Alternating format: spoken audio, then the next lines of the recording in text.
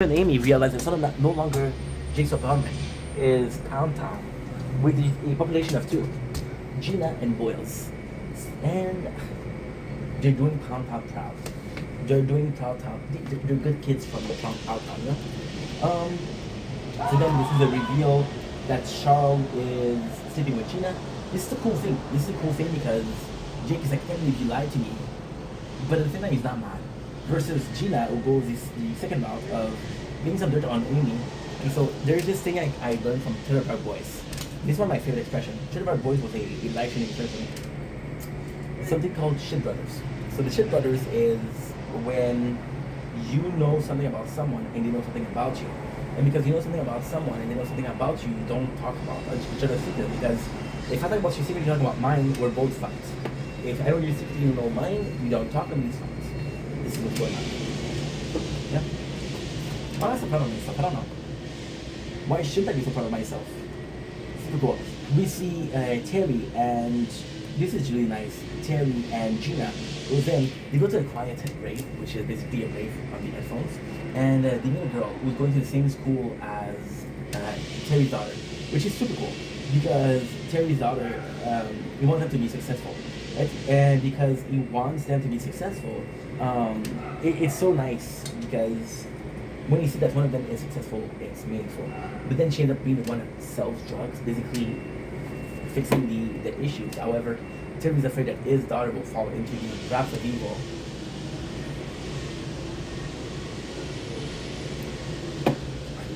There's another really funny mention of the twin. This episode. Old says, who could have done it?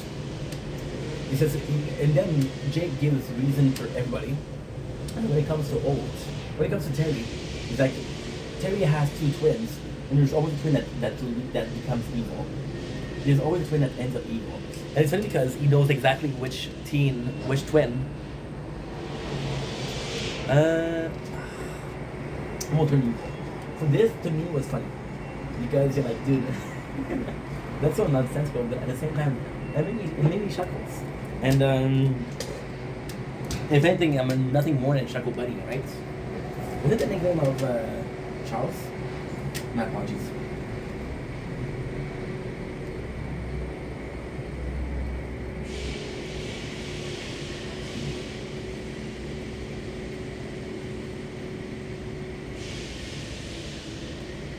It's nice to see the struggle of Old and the pressure getting to him and how he feels about the whole situation. And in a fucked up way, this is the first time that Old's complained about his job. The last time he complained about his job was in season 1, when he was talking about how he doesn't feel like he deserves a plate on the wall. So by telling everybody how he feels, or Terry and Hitchcock, it's kind of nuts. It is kind of nuts. It's kind of nuts. Because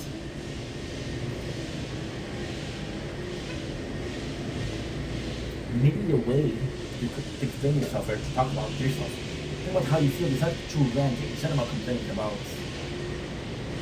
I don't know, being negative and pessimistic, you know? You still talk about it, which is important because you share it with us, but you get out of your system. You got Gina and Charles. This is so complex. Because you see the situation of Old and how bad he's doing, right? And you just want to take the guy and hug him. But then, him talking about this, what is the best way to help him? And again, Old is a tough guy to help because you never know how he's feeling. Because it's not very effective, right? So it's kind of complex. You feel bad for him. You feel bad for him. And it's the first time that you kind of feel bad for Old. Because, you know, he isn't in control of what's going on and he doesn't have a chance of getting out of what's going on, you know? Gina and Charles talk about the secret. That's no longer a secret because now there's two people that know it. Who knows it? Amy, Jake, Scully, possibly Hitchcock.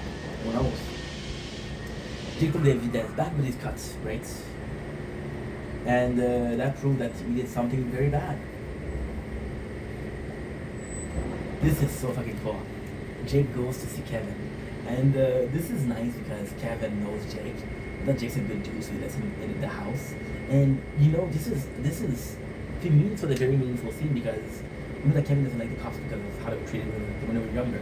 So the fact that he lets Jake in is kinda cool. Jake goes in, literally have a guest pajama, a guest toothbrush, which is really cool.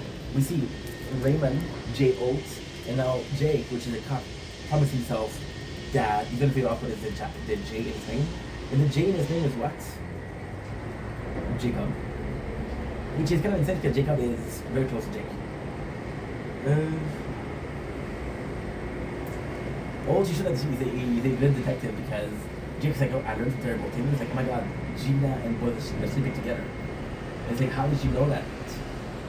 And when Charles says, when Old says why, it's brilliant.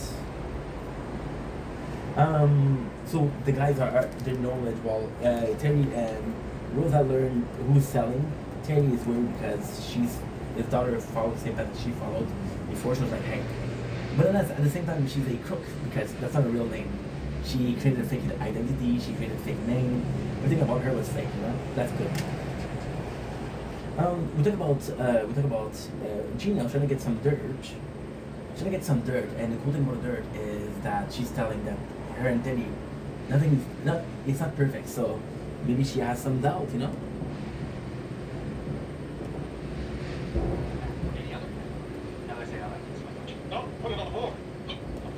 So Jake is trying to find somebody else that did it.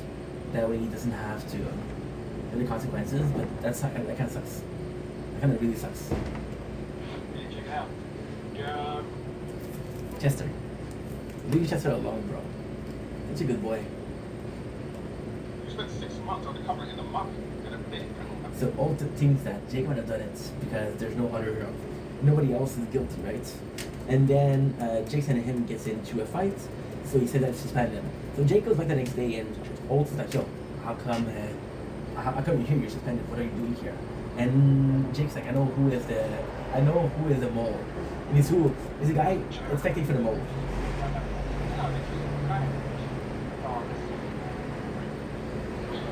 Jake gives some information about Captain Holt, then realized that the USB key that he gave was a microphone.